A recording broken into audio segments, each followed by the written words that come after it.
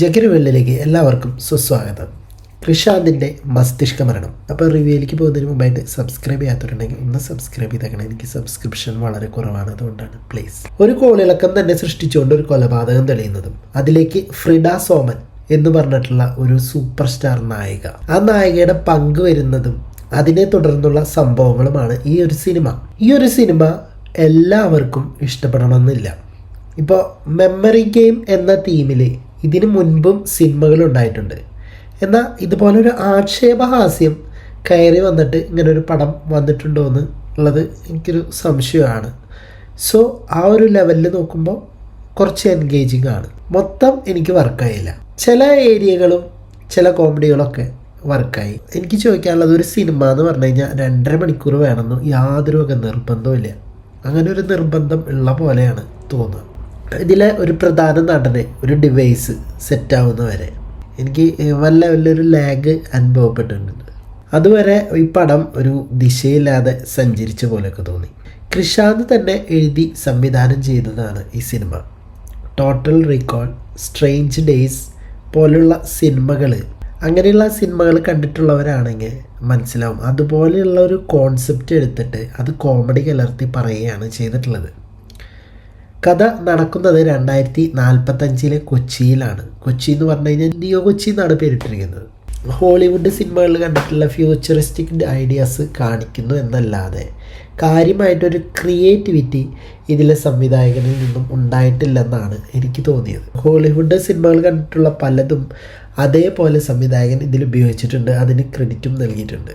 എന്നാൽ ഈ സംവിധായകൻ്റെ ഒരു ക്രാഫ്റ്റ് വെച്ചിട്ട് ഇങ്ങനെ ഒരു സബ്ജക്റ്റ് എടുക്കുമ്പോൾ നമുക്ക് എത്രയോ പുതിയ ഐഡിയകൾ കൊണ്ടുവരാൻ പറ്റും.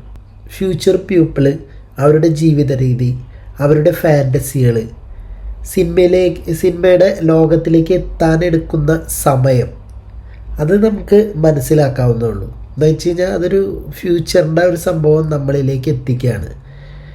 എന്നാൽ പ്രധാന കഥാഗതിയിലേക്ക് എത്താനായിട്ട് ഇത്രയും സമയം എടുക്കേണ്ട കാര്യം എന്താ? അതാണ് ഞാൻ നേരത്തെ പറഞ്ഞത്, സിനിമ 2.5 മണിക്കൂർ വേണമെന്ന് യാതൊരു വക നിർബന്ധമില്ല എന്ന്. അതായത് ആൾക്കാരെ ബോറടിപ്പിക്കാതെ എൻഗേജിങ് ആക്കി നിങ്ങൾ 3 മണിക്കൂർ വേണമെങ്കിൽ പണ്ടെടുത്തോ, കുഴപ്പമില്ല. ഇതിൽ എടുത്ത് പറയേണ്ട ഒരു സംഭവം എന്ന് പറഞ്ഞാൽ രജിഷ വിജയൻ്റെ അഭിനയമാണ്. അഴിഞ്ഞാടാതൊക്കെ പറഞ്ഞു കഴിഞ്ഞാൽ ഇതാണ്. അങ്ങനത്തെ ഒരു അഴിഞ്ഞാട്ടല്ല ഞാൻ പറഞ്ഞത്, അഭിനയിക്കുക. അത്രയും നല്ലൊരു കഥാപാത്രമാണത്. അപ്പോൾ ആൾക്ക് ഇതുവരെ ചെയ്യാൻ പറ്റാത്ത രീതിയിലുള്ള ഒരു സംഭവമാണ് ആൾ ചെയ്തു വെച്ചിട്ടുള്ളത്. അത് കിട്ടുമായിട്ടുണ്ടായിരുന്നു. പിന്നെ ക്ലൈമാക്സിൽ രസകരമായിട്ടുള്ള കുറേ സംഭവങ്ങളൊക്കെ വന്നു പോകുന്നുണ്ട്. എങ്കിൽ പോലും പ്രധാന കഥാപാത്രം ആളുടെ ഒരു തീപ്പൊരി പ്രസംഗമൊക്കെ ഉണ്ട്. അതിൽ നന്നായിട്ടൊരു കല്ലുകടി ഫീൽ ചെയ്തായിരുന്നു. പിന്നെ 2 തരത്തിൽ നമുക്ക് ക്ലൈമാക്സ് സെറ്റ് ചെയ്യാം. ഒരു ടൈലൻറ്റ് കൊടുക്കാതെ, ഇപ്പോൾ സിനിമ എങ്ങനെ അവസാനിപ്പിക്കണം എന്നറിയാത്തവരുണ്ടെങ്കിൽ അവർക്ക് ടൈലൻറ്റ് കൊടുക്കാൻ സാധിക്കില്ല. അപ്പോൾ അവരെന്താ ചെയ്യുക, second part two be continue എന്ന് അടിച്ചു കൊടുക്കും. പിന്നെ ചിലതിന് നല്ലൊരു എറ്റ് കൊടുത്തിട്ടായിരിക്കും സെക്കൻഡ് പാർട്ടിലേക്കുള്ള ഒരു ലീഡ് വയ്ക്കുക. ഇവിടെ എന്താണ് ചെയ്തിട്ടുള്ളത് നിങ്ങൾ നേരിട്ട് പോയി കാണാം. സിനിമയുടെ ടെക്നിക്കൽ സൈഡ് എന്ന് പറഞ്ഞു കഴിഞ്ഞാൽ അതിഗംഭീരമായിരുന്നു. ഗംഭീരം എന്ന് പറഞ്ഞാൽ ഗംഭീര പ്രൊഡക്ഷൻ ക്വാളിറ്റിയുള്ള പടമാണ്. ഓരോന്നും എടുത്തെടുത്ത് പറയേണ്ട ആവശ്യമില്ല, ഇതിൻ്റെ എല്ലാം ഗംഭീരമായിരുന്നു. പ്രത്യേകിച്ച് വർക്കിയുടെ പാട്ട്, സൗണ്ട് ഡിസൈൻ ഒരു രക്ഷയിലെ പോലെ വേറെ ലെവല്. പിന്നെ സൗണ്ട് മിക്സിങ് അതൊക്കെ പെട്ട സാധനമായിട്ടുണ്ട്. പിന്നെ ഇതിൻ്റെ കോസ്റ്റ്യൂം, ആ ഒരു കാലഘട്ടത്തേക്ക് മുമ്പ് നടക്കുന്ന ആ കോസ്റ്റ്യൂം, മേക്കപ്പ് ഒക്കെ നൈസായിട്ടുണ്ട്. പിന്നെ ഈ ഒരു സിനിമ എല്ലാവർക്കും വർക്കാവണമെന്നില്ല.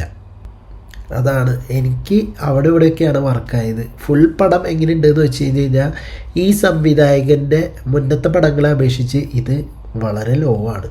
മണിപിള്ള രാജുവിൻ്റെ മകൻ, അവൻ അഭിനയിച്ചേക്കണത് നല്ല ബെറ്ററായിട്ട് ആൾ ചേഞ്ച് ആയിട്ടുണ്ട്, നല്ല രീതിയിൽ അഭിനയിച്ചിട്ടുണ്ട്. ബട്ട് എന്നാലും അവിടെ ഇവിടെയൊക്കെ ആയിട്ടൊരു ചെറിയ ഇതുകളൊക്കെ ഉണ്ട്.